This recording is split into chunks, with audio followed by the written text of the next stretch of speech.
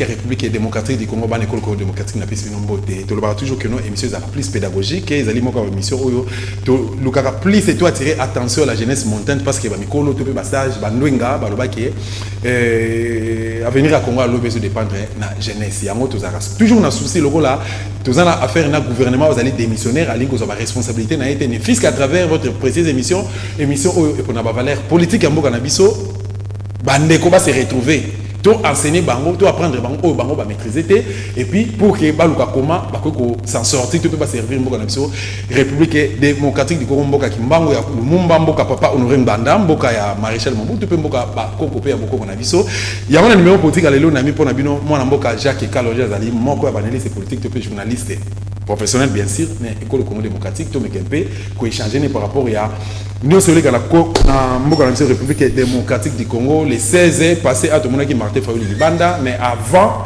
à du Malibanda à ça la marche naïe pacifique bien sûr par rapport aux alliés toujours suite à incompréhension à les cas à Rosala meeting naïe Rosala mais tout le monde na ngambo ya F ya UDPS na bande comme sous ce comité na bango bazana facilité à Rosala et puis mboka na biso allez toujours occupé na partie est mboka na biso mi problème il y a et le gouvernement s'est imposé pour l'état de siège. On a toujours des oiseaux qui kufa, ils la piller, vieux qui atterrir, ils piller mboka sans qu'ils la contrôler et hormis yango récemment à Toyoka qui na Bukavu ba rebelle, ba aussi dans les néa ba bimi, ba ko tia drapeau na bango pe ba zui mindu qui na base militaire.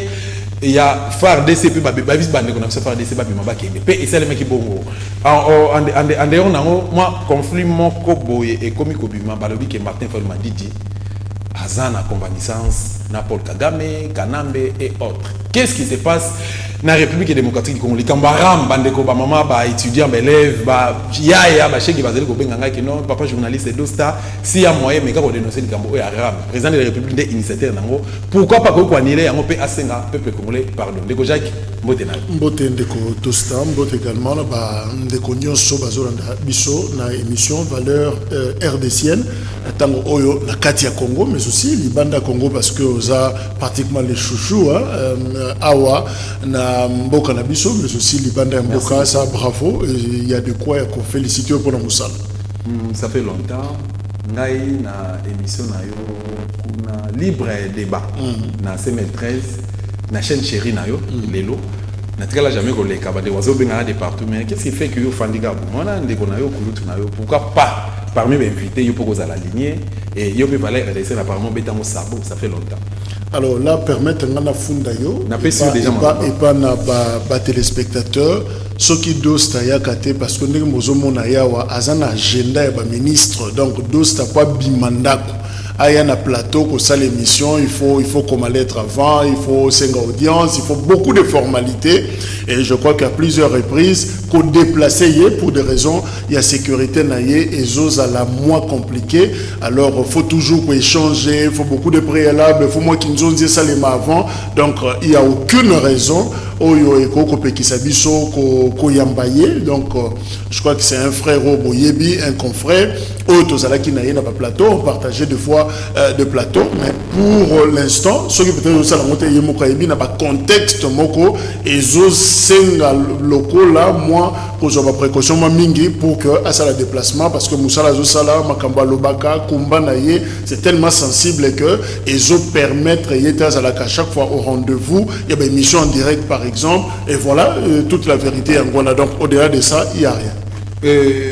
Président nous le n'a pas la RDC ça fait longtemps aussi Tomege autant que je crois 2 ou 3 fois passé mais les deux du mot répondre. Oui je crois que ça motivation problème il y a programmation, ça dit tant, tu connais beaucoup à la tête, des fois santé qu'on dérangeait, mais je crois que les lots au Yebisaki Nga, rendez-vous, il y a Mokona les lots, et voilà, on a sali moins effort parce que tous à qui n'a pas réunion moins belé, surtout pour ce Oyo, pour notre conabiso, journaliste Patrick Lokala, voilà, et ça l'est que tous a plus concentré dans Makambouana, alors tant pensé comme on a été, il y a un autre sali, vraiment effort pour que les lots n'aillent parce que c'est une grande émission, et c'est une émission Oyo n'a quitter koraté yango parce que bato belé ba croire kana combat bazo croire na message ba analyse ou ça le magan espace oyo. Alors je crois que ça valait la peine na mekako bongisa programme nanga pour que les lots finalement na ça l'effort na répondre. Donc d'ailleurs na remercier yo pour la confiance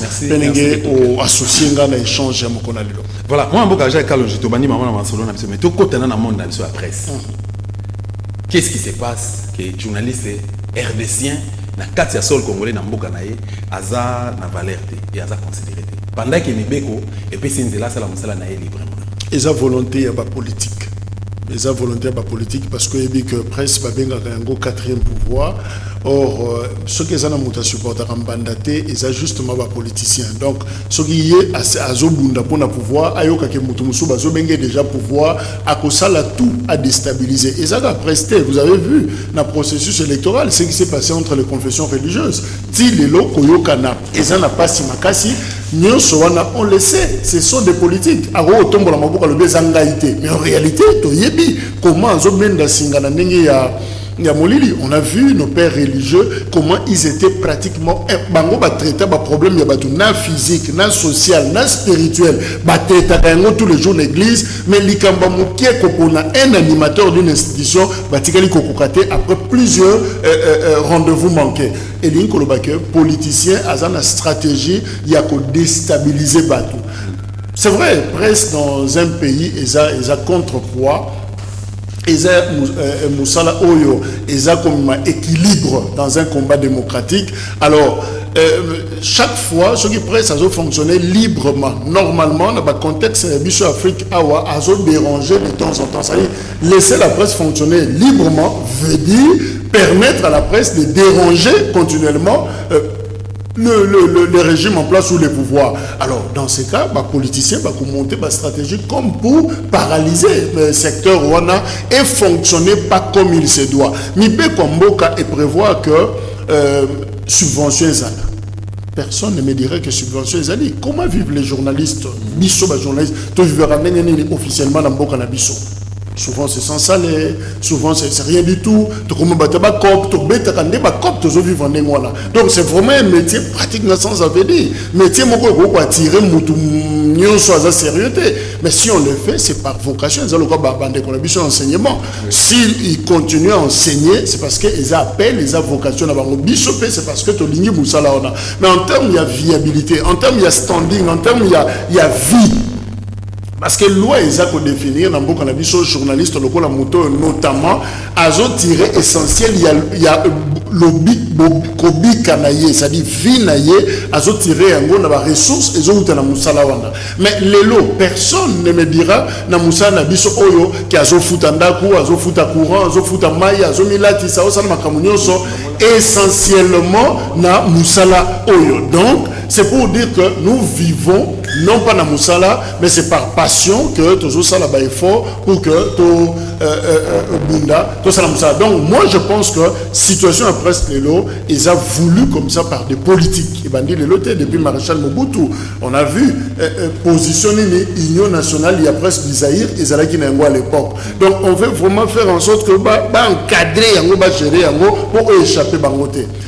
Les lots oyo après, ça a justement un problème parce que nous tous se démarqué na vision originelle on a été au bas politique basaki nango sur biso. Maladie moko zo boma biso pelelo ba journaliste ba commis na ba tendance na ba camp.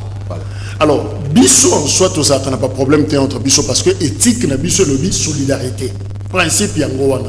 Mais et ça dit que ba appartenance wana o yaza mutabo o yaza mutu kantel o yaza soutenaka mutu à travers na autorité telle et ça dit que ce qui yo lobby loko moko oyo est rencontré to est choqué et dérangé personnalité moko c'est simple.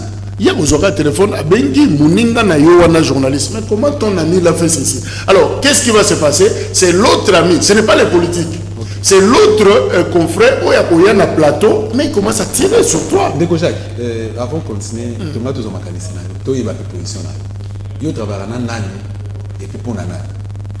Bah journaliste musu sous les lots bazana Soriano dit Moïse Katumbi ba musu bazana nana limité IDP ça limité ba musu bazana Kingakati ba musu bazana Bemba yo ozalaka nani. Je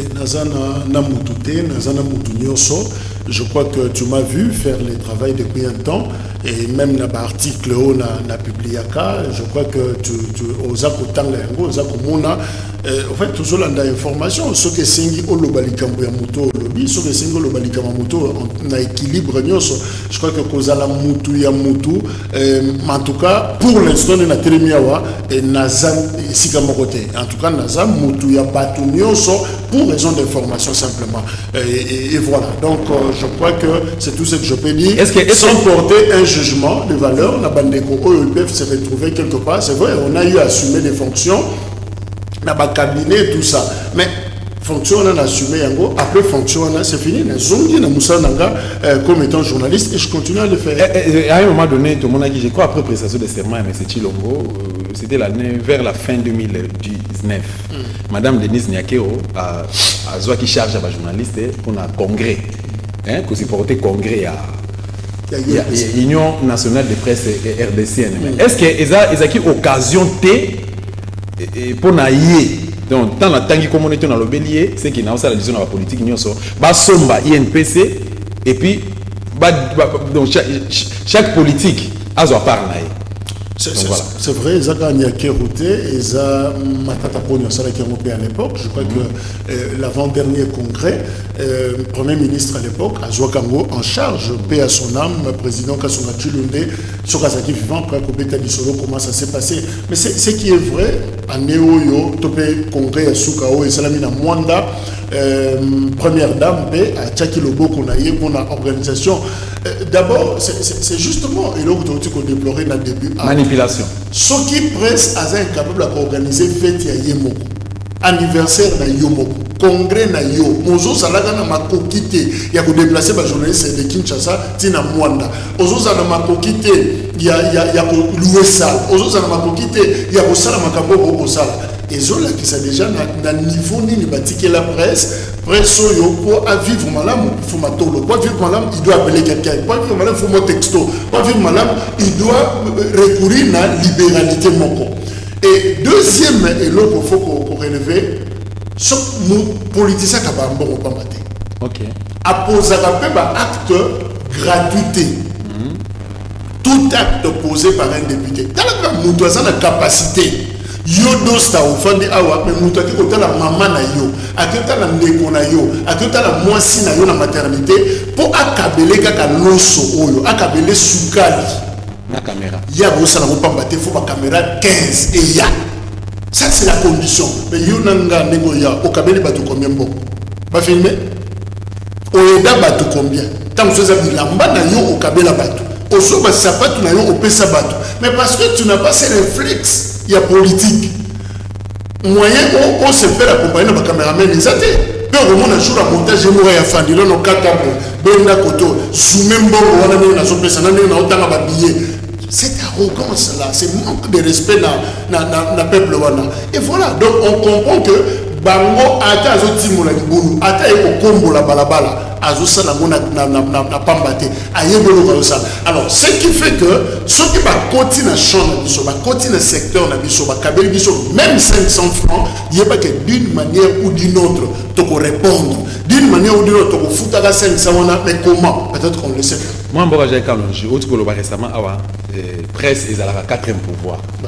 Nani Oyo a commis sa presse 4e pouvoir ou encore Zaki Bisso donc compréhension dans Bisso et la presse tous à la reconnu ou réclamé la structure nini mais quand vous explicitez pour que vous comprendre d'abord traditionnellement oui nous n'avons que 3 pouvoirs l'exécutif le judiciaire le législatif il y a une tradition tant que ça mission de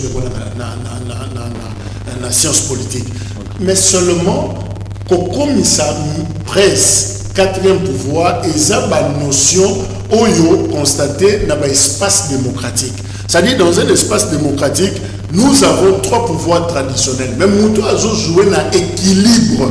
On a équilibré Makambo et c'est justement le rôle de la presse. À la capacité, il y a qu'on s'adresser pour affronter, na 3 pouvoirs sans avoir peur. C'est-à-dire presse, il faut affronter le pouvoir législatif, c'est-à-dire nos représentants, les députés, il faut affronter l'exécutif gouvernement, il faut affronter les judiciaires, tous ces corps de magistrats et autres. Presse Yemoko est le seul à affronter Batouana. Il y a sur le plan sociologique, n'est-ce pas, si la démocratie considérer presse comme telle. Effectivement, ce côté de fonctionnement, il y a la vieille démocratie ou les grandes démocraties dans le monde, au monde que presse a très respecté. Pero la za ko jouer et influence et go zoom ça même beaucoup na sima. Ça dit beaucoup ndenge na dossier beaucoup recul simplement parce que la presse a dénoncé, la presse a haussé le ton. Mais pour presse comme effectivement pouvoir, il faut un contenu. Ce qui vont dépouiller, il y a un contenu. Et vous avez 4e pouvoir, juste par idéal, 4e pouvoir. Mais en réalité, il ne sait pas l'exercer. Parce que ce Saliango, avec toutes les faiblesses, presse la bisso, une presse pauvre, une presse de foi sans adresse, pas adresse pour policiers, une presse pour ça les locaux, il faut toujours l'issungi. Alors cette presse-là, pour le Bakaza, 4e pouvoir, ça paraît une exagération.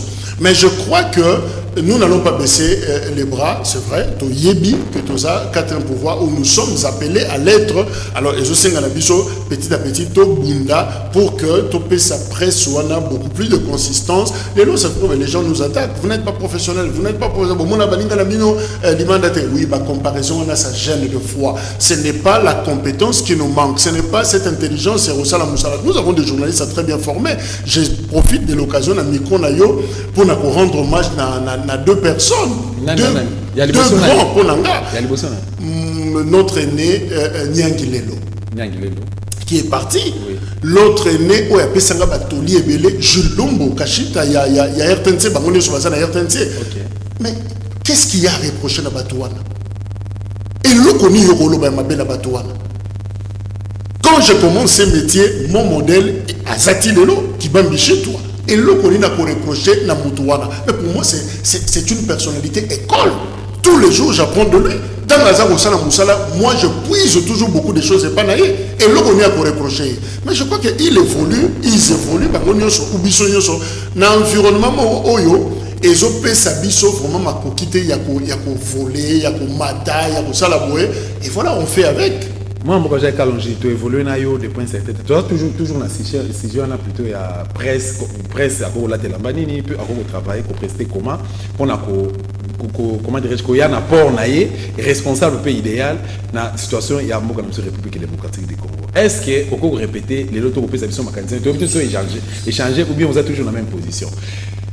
Vous êtes d'accord, Nangaï, de partout qui est Mboka allé occuper. Mboka occupé, infiltré, c'est vrai, ils ont un concept, moi, belé, agressé, sous menace et balkanisation, oui. Il y a toujours 4 points d'occupation.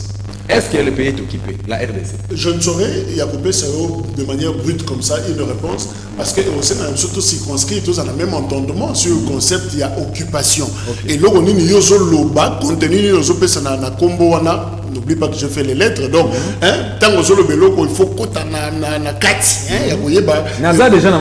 justement, entendement.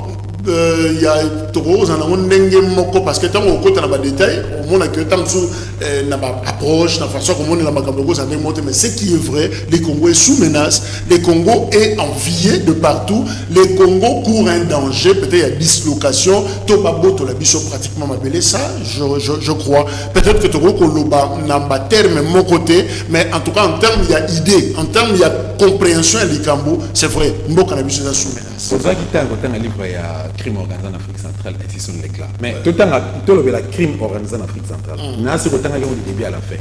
Par rapport à un message, il y a concepteur, il y a idée, mais c'est une bande, ça me quoi tout bas. Personnellement, est-ce que par rapport à ce que nous vivons aujourd'hui dans notre pays, il avait tapé à côté, parce que l'ouvrage est commencé en 2004, là on est en 2021. atapaki à côté alors qui le kuta ou bien toujours vivre réalité où il y a des noms qui avant. Honoré Mbanda, pour moi, Aza qu'on comparer à Jean-Baptiste, justement, quelqu'un qui criait comme ça dans le désert, Oyo Bayou qui est difficilement, une minorité, il va comprendre sans cielo Kalinga Kosala. J'ai lu livre on a crime organisé, mais avec un œil il y a intellectuel, justement, parce que démarche naïe, les gars commis livre on a aussi senti que les âmes moutouas couleur te ma commis en comme un intellectuel africain a commis en gros la moutamayele quelqu'un qui parlait avec son expertise, qui parlait avec son passé, son expérience. C'est ce que je voulais dire. Attends, il livre on a comprendre que tous en a 3 temps. C'est-à-dire Congo azana époque ya liboso oyo menace banda. C'est-à-dire et l'autre le balelo et bandina bisoté. C'est un vieux plan. Oyo batu banda même sous l'époque coloniale kokana déjà Congo.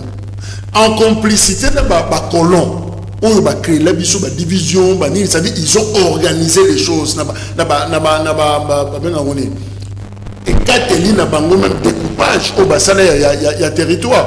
Tu sens que ba tika biso na situation moko oyo ça peut exploser à tout moment. C'est comme le cas, il y a tout Hutu. Ceux qui ont colonisé le Rwanda va créer comme ça adversité entre ces deux peuples-là et c'est-à-dire à tout moment, il faut bêter la bango, bon, et puis donc, il y a un complot bien avant nous qui a existé. Deuxième étape, et ça justement, c'est l'ouvrage Rwanda, étape, il y a replanter des corps.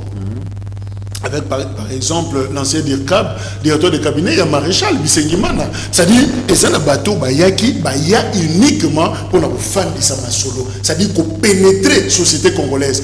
Continue à étudiants, continue à la société, la mission avec les mariages, tout ça, la relation sociale, continue la politique, continue à l'entreprise, presque partout, même l'armée, s'installer, ce n'était pas encore le début du commencement. C'est-à-dire planter des corps. Si vous étape pour ça, et ça c'est l'étape moko, il y a un élément déclenché. Élément moko est déclenché, mais au niveau il y a décision politique. C'est-à-dire au plus haut niveau, leadership ni politique et vous avez la RDC, oyo akoya kopé sa go.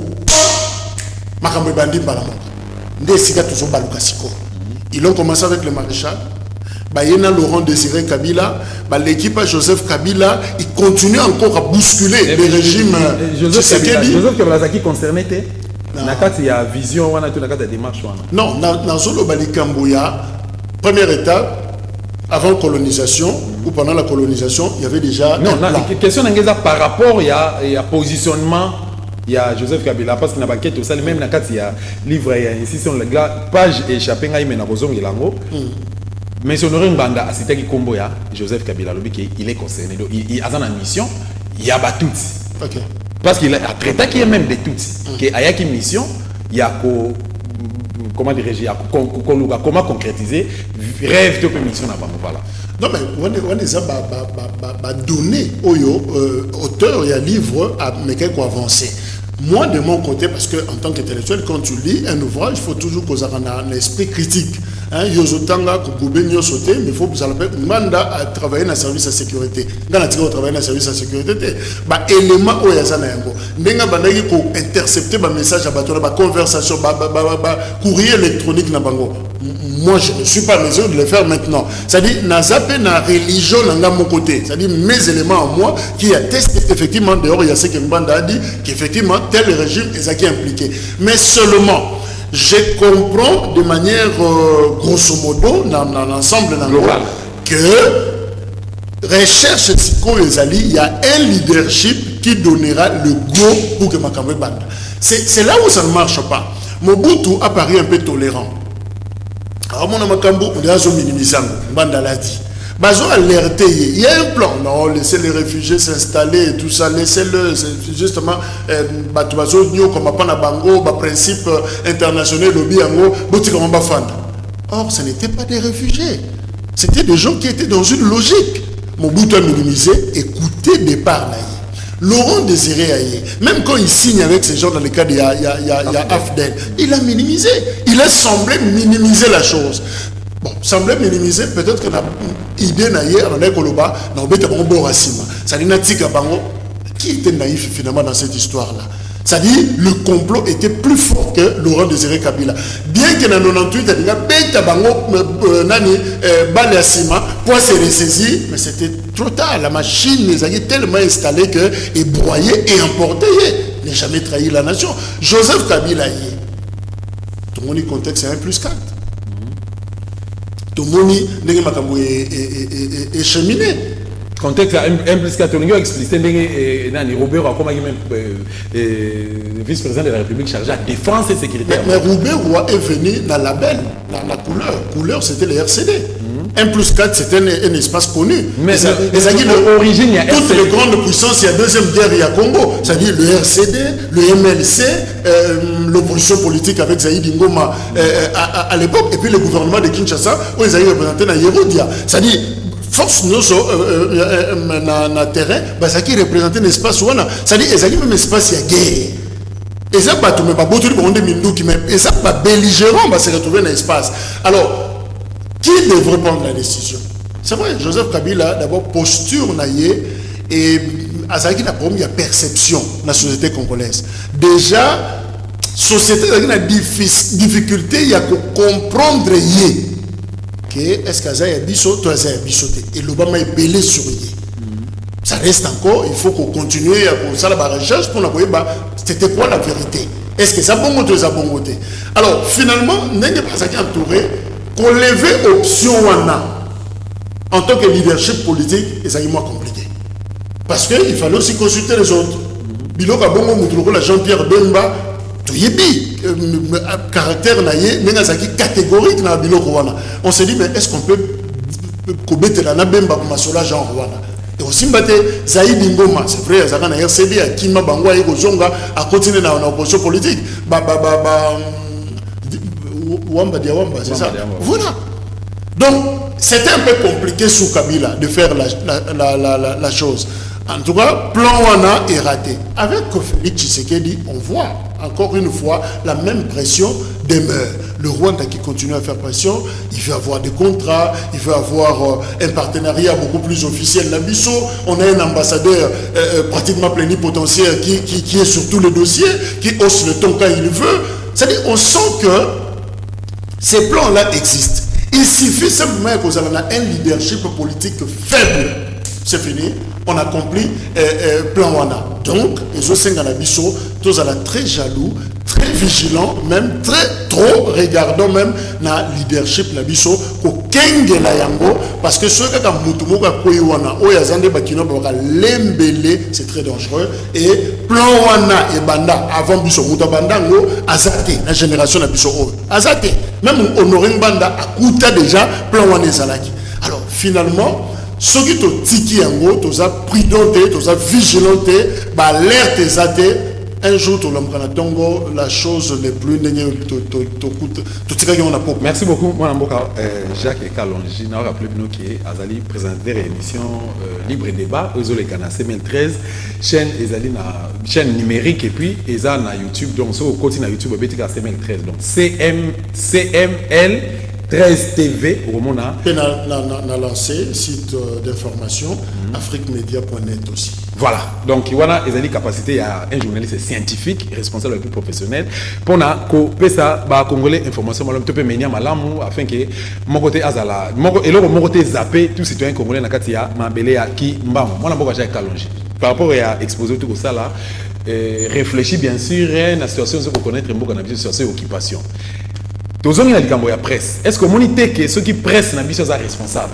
Tous on a presse mon professionnel et que tous allez vraiment responsable et que tous quatrième pouvoir on te tient à l'œuvre.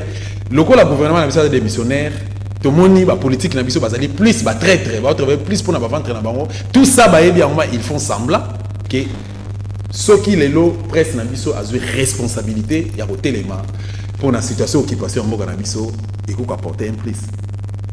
Il faut une presse sacrifice. Je répète le terme il y a 2 mois. Soit. Une presse sacrifice. sacrifices, les gens qui acceptent de se sacrifier. C'est comme l'enseignement aujourd'hui. Là, il y a un bateau qui s'est mis vivre mieux que ton citoyen à l'époque. Ils ont vivre mieux que Batouana. Donc, ils ont beaucoup de sacrifices justement. Parce que situation est très compliquée. Demander à la presse d'être responsable de Konanga, non soit responsabilité, et ça a un élément constitutif justement de responsabilité. Pour tout le monde, Dosta est responsable. Tout le monde n'a pas dit, est-ce que tu es responsable? Question n'a pas posé, oui, nous sommes responsables. Démontrer bisou. C'est-à-dire, il y a des éléments. Oh, ceux qui avancent, on fait dire, ok, c'est bon, tu peux t'engager. Donc, même quand on dit qu'une presse est responsable, effectivement, il y a des éléments. Mais tu peux démontrer dans les émissions que presse n'a pas un problème, il y a viabilité. À un problème, il y a santé. Alors, demander à une presse comme ça, là, à Kende au-delà, et vous allez un peu trop, et vous allez très difficile, à quoi vous allez ou et vous allez vraiment, ça relève le sacrifice, justement, il y a un lobby, tant mieux. Il nous faut une presse sacrifice, c'est-à-dire presse autonomie, nous joué l'autre côté, nous gagné l'autre côté, mais je combats pour un idéal, nous combattre pour les loups. Oyo et vous fout peut-être les lotés, mais banananga, banana biso, bakoko gagner. Ce qui peut être la logique qu'on a, oui. Mais moi, j'ai Carlos, Tali combat à Dosta par exemple. N'est-ce pas que bandeko ya corporation ce peut balobi que non ba yako rejoindre biso na kata combat résistance parce que lobi autour ko lobela les combats sacrifice ngai ezana autorité mon côté politique ko benga que non yako travailler na yaka aux attaché de presse yako za la communicateur yako za la boue pour na ça la montée conséquence nango 200 ans na lopangoute 200 ans na hors bordé 200 ans na ata moto ya wewa kinga azana ngote Dosta azana chemise te, Dosta azana soulier te, Dosta azana difficulté au kata même coiffe n'engé trop barasouki na ye, Dosta azana difficulté au kene même vacances ya pamba oyo, azana difficulté nango, Dosta azana jeep te, palissade te, tu vois. Alors, toza société oyo trop attachée na matériel. C'est-à-dire bah juger la valeur ya moto par rapport ya matos matériel, n'engé apparence les opésa. Alors justement, on a deux combats. On se combattre pour un idéal, en même temps on se combattre pour se justifier dans la société. Même si on a un il y a il y a un temps pour tout. Pour battre dans la chambre, c'est-à-dire même tes propres frères, tes propres soeurs, pas qu'on décourage le combat. Finalement, on ne gagne rien. On se joue un risque inutile.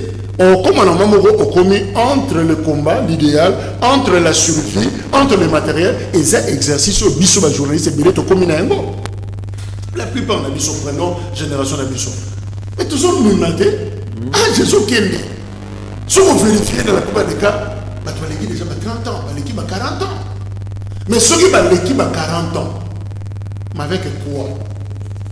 Est-ce que vous savez toute la moto, c'est que nous avons aujourd'hui à ta téléphone, tu suis pour le Moussala. Je ne pense pas. Les logos, journalistes, ceux qui ont un téléphone, il y a un moment où on est solo. Donc, le téléphone, vient à un moment. Crédit, tout ça. C'est-à-dire, même le journaliste se pose sur le téléphone, il y a Moussa là, il faut vieux naïe. Sur le téléphone, vieux naïe. Comme article, tu vois, c'est justement quand tu dis responsable. Mais ceux qui n'ont mis sommet le téléphone, naïe moko. Na sommet stylo, na mbongo nanga moko. Alors, je serai libre. Voilà, merci beaucoup. Moi, je vais on va se poser ma question par rapport à l'analyse plutôt à Ndeko-Jacques, qui a invité journaliste de la coopération. Quatrième fois, vous allez rejoindre l'idéologie à résistance pour comment sauver notre très cher beau pays, la RDC. Et c'est plus d'esprit à sacrifice. Tu as la Bible, une mission à Kimbangu. Il s'est sacrifié aussi. Sur le Moïse pour délivrer Israël. Nous avons délivré Israël à travers Moïse. À se sacrifier pendant 400 ans. à ces sacrifices il y a aussi de ceux oyo ba minimiser qui peut discours na ba bi que nous en eloko te ozana mundu te ozana TVT ozana soulier malonga te ozana mutu kate mais comment ozokota na makambo oyo et ko kolia vie na ona génération mais na bolingo ya mboka parce que mboka oyo faut ozape na bolingo parce que c'est ça la moitié même bana auto bota baleki to na bango to génération oyo ko ya et ko subir peut ko souffrir to boyi ba grands-parents na biso ba o ba bundaki pour que mboka ezali panda souveraineté n'a pas colon et c'était jeudi 30 juin 1960 les lots du panda yango ezali sacrifié et puis ezali hypothéqué et pas ya ba occupant na kati ya sol congolais poto clore na point ya presse Patrick Lukala voilà na maboko ya justice les lois allaient condamner la président central Makala. Est-ce que un mot pourquoi peut ça un mot na 1 ou 2 minutes par rapport à ce son mais justement Patrick Lobby Kendaki va transférer na Makala ça fait 11e jour lelo il y a détention naie depuis qu'Aza sous liberté ben ko cueillir rien na place à Moussala enfin na bureau naie abimia lukata ma unité crédit pas de téléphone pour ça la Moussala naie et voilà de gens ben qui na moto ba kumbiye ba illégalement ba katimba tout ça ba lobby ba ça ba Jean Parquet ma memie na moto kolongwa place à Zalaki na GB kino na limité na moto avec tous les risques et ndenge bazo kumbelaye bilamba le soki akokata cellule de ce que ba ko fandisa même sokozo kuna sikao solo eza kuna oko kango eza vraiment désagréable moya côté le mawana ezate Patrick Alexis 10 jours na environnement wana et simana yango nde ba ekotinda ye na prison centrale ya Makala prochaine année. Au fait, plainte Oyo Ndeko, Nabiso, Joseph Kazadi, Jeff Kaleb, Kotsaki, Zaki, injure et imputation dommageable. J'ai eu Yakotanga, Yakomona, plainte Wana, effectivement, tout ça qui est sur la peine Ndeko, Joseph Kazadi. Azanani, mais quand on peut s'explication. Joseph Kazadi, administrateur gérant, il y a Actu7.cd. Ils ont médias en ligne, il y a un responsable, il y a un journaliste, c'est vrai qu'il y a un problème na UNPC parce qu'un certain moment va retirer qui carte naïe et voilà peut-être quoi démarche chez un niveau wana azaraki candidat malheureux na élection où Salama qui pour na président il y a UNPC Kinshasa qui y est parti mazaki 2 candidats il y a na Kasamba Jean-Marie et c'est que Jean-Marie Kasamba Leka qui y est amikiko boya résultat wana genre en vérité des urnes quoi mais à niveau na biso asenga que ba annuler ba résultat d'ailleurs dossier paysan à la justice justement na sens wana mais après au fouiller na dossier tu veux comprendre que il y avait des politiques derrière tu comprendre que au-delà il y a au présenter biso comme problème et je crois que Patrick Lokala a zappé pour à la victime il y a beaucoup belé il y a pas politique na sima ba o ba sentait qui gêné ba o ba qui choqué na ba écrit na yé ba publication na yé ba déclaration na yé même na radio ou télévision voilà bango wana nyoso ba sangani mais qui un peu pour enfoncer du sous dossier wana c'est ça la version où tu peux comprendre finalement dans le cadre il y a ba dynamique ba journaliste nyoso oyo bazako militer pour la libération na yé tout ça là qui sit-in liboso ya cabinet il y a ministre Kibasa Petentik parce que Patrick était également sur le dossier RAM et d'ailleurs de connexion Joseph assistant presse il y a ministre Kibasa qui n'est pas senga implication ministre pour la libération il y a Patrick Lokala sans succès évidemment biso to sali ou biso to kutana le directeur de cabinet naie alakaki biso dans 48 heures bako luka batala sur une solution pour le monde 48 heures et coïncide que justement nous les aussi là kokoka nde mukolo oyo camion ya Makala ils a comme maillé pour la prison centrale alors finalement on a considéré que c'est pratiquement un défi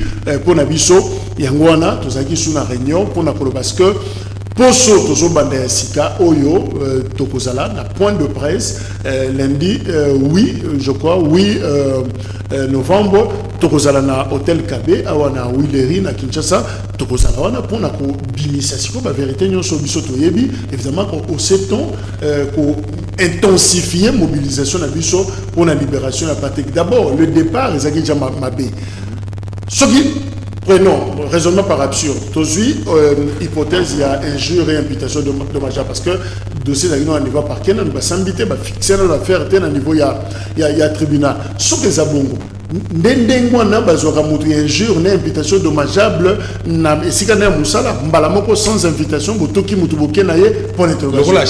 Est-ce qu'il faut qu'on passe le bilamba? Est-ce qu'il faut qu'on tika 10 jours il y a détention sans qu'il y ait même sort na? C'est en fait ça des questions que l'on se pose. Donc déjà sur le plan de la forme ils allaient qui entaché na imperfection moi mingi alors yango biso tolingo parce que c'est vrai dossier local là tozo doit partiter na kolobake tozo défendre mutu toza ba avocat tozo condamner mutu a porter plainte non toza na stade wana te toza na stade ya solidarité souviens-toi na makamto loba awa éthique journalistique et zoté ya biso solidarité entre nous. Pourquoi? Parce que ce qui est ce qui arrive dans le local là, la politique ne va pas fonctionner. Nous connaissons et vous et na moment il y a Jacques il y a solo, il y a local il y a locuta, il y a local il y a locuta, il y a des solo. C'est là où ça va poser problème. Donc ils ont toujours malamu de protéger pour ça na biso. C'est vrai, tu as appelé la Bangouna et Bélé. C'est vrai, Makamboubé, ça, autre bongisa, responsabilité, na niveau na bisopé. Ça, il n'y a pas de problème. Mais, bisopé, on a protéger toute une corporation.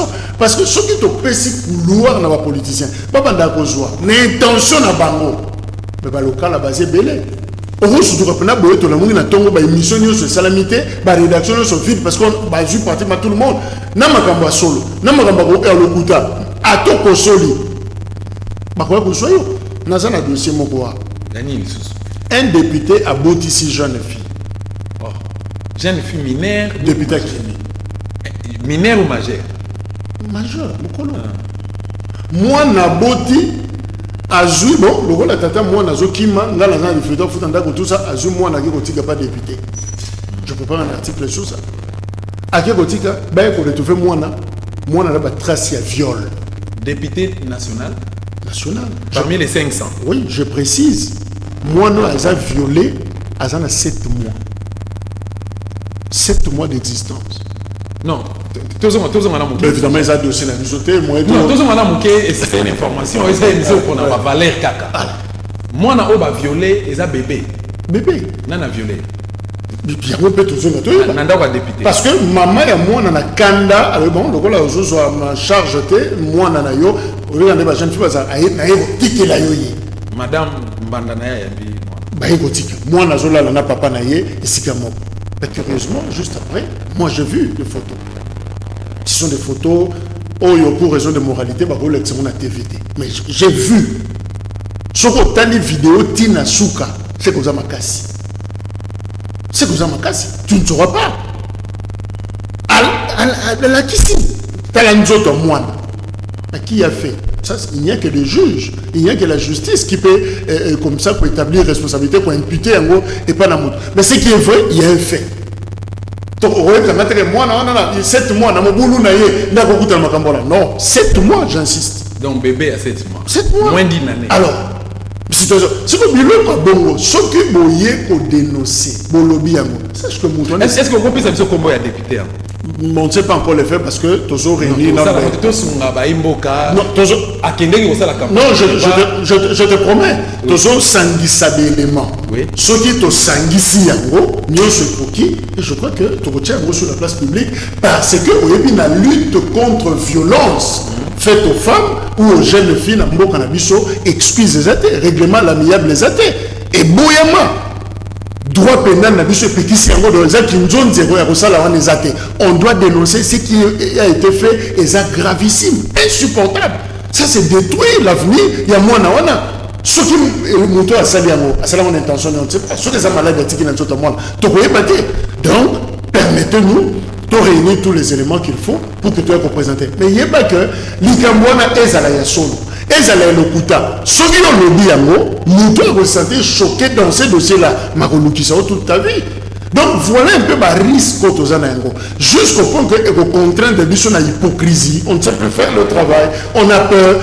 Bébé à 7 mois, à se souffrir, biso moyen to le baiser que la jeune fille aza pratiquement impuissante parce que moto azo bunana ye aza makasi pour les cahiers. Aza député. Voilà, ce qui biso ba journaliste to aider était dans sens on a c'est fini la société paix. Voilà, merci beaucoup Nabandego pour sa confiance dans l'émission Valais RDC. Merci na moi na mboka Jacques Kalonji pour na information qui toko au même biso na numéro ya lelo. Mais toute une page il y a coopération na biso ya presse, le lengeni na titi ni biso ba journaliste toko ko zwa, le lengeni toko ko tambola rapport na biso ko zali pour na ko sauver mboka na biso République démocratique du Congo ezali vraiment bité na problème il y a au qui passe. Tu encourager confrère na biso Patrick place aux na prison centrale à Makala. Badio Minonga la Balekai Kuna, Franck Diongo Balekai Kuna, Jacques Chaloupa, Gabriel Mokia, Papa Archbishop Koutino, Koulou Tenanga dit qu'à peine et tant d'autres non cités, mais ce n'est pas la fin du monde. Oko Bima, Oko Mike Mokebai, Azalaï Kuna bien. Le but Zagina Moissinaye, Moissia Lokala, mais c'était Zaki Makassi. C'était pas facile. Oui, parce que physiquement, on a pointé.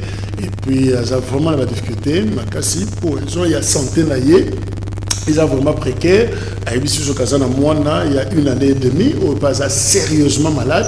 Mazaki est obligé. Atika Mouana, Kuyemoko, Alanda, qu'on voit en Engezo qui est en prison, à constater ce qui se passe. Et puis finalement, place à Zagi à Koki Soukozon, Anda côté, Ayeko Lelela.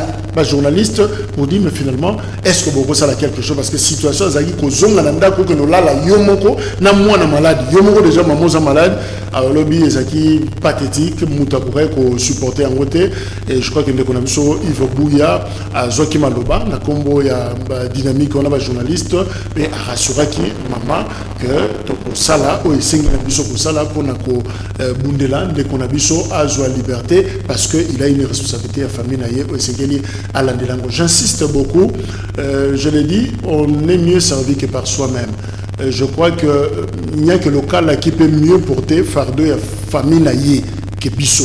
Toko salamo une fois, toko salamo deux fois, toko salamo mais ce que le cas la zaté famille on a ils a passé 1 mois 2 mois toko salana solidarité bon on a que muto ntako bendan ce qui le lot na bon moi ça va ce ko kufi le lot et aux ala difficulté donc to éviter to qui na pire santé na yepé local les amala muté ce qui le lot kufi na prison on ne le souhaite pas.